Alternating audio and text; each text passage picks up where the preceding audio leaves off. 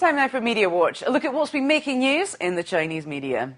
The Guangzhou Daily reports on a new nationwide effort to clamp down on corruption. The Central Committee for Discipline Inspection has launched a website that allows the public to denounce local officials they suspect of corruption. The paper says that the site proved so popular on its first day of its launch that the server crashed due to the huge number of visitors. The site allows people to leave comments and information without identifying themselves. It follows the launch of a national anti-corruption telephone hotline last year.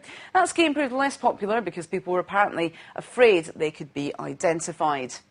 Now, the Changjiang Daily has a story about a 23-year-old woman held hostage by a knife-wielding migrant worker. The incident happened in Kunming in the southern province of Yunnan. She was grabbed by the man in the streets before being forced into an ATM booth. The man's motive was apparently to force his boss to pay his wages. Police officers spent 8 hours negotiating with the man before finally catching him and saving the girl. The people of Changfang town in the southernmost province of Hainan are on high alert after 46 crocodiles escaped from a breeding farm there.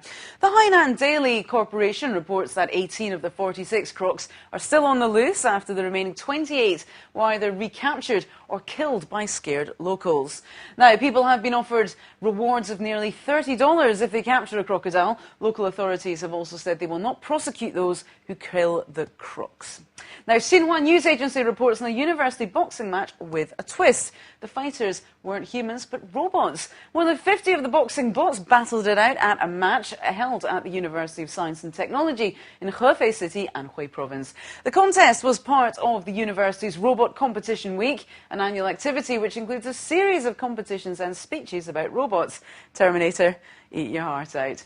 China's Air Force is busy preparing for the celebration of the 60th anniversary of its founding. And Beijing News reports that as part of the celebrations, 7 female parachutists will throw themselves from a plane wearing ancient costumes.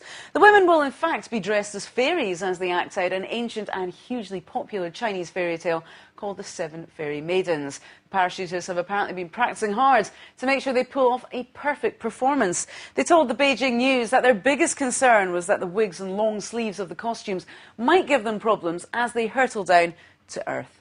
Now, the Beijing Evening News has a story about 60 couples tying the knot in a very special way. The young couples wore green army outfits, the typical wedding outfit of the 1970s. Middle-aged couples also wore Zhongshan jackets, which were popular during the 1940s, and older couples wore modern Western-style wedding attire. The theme of the wedding was Red Memorial, recalling people's memories of the past 6 decades.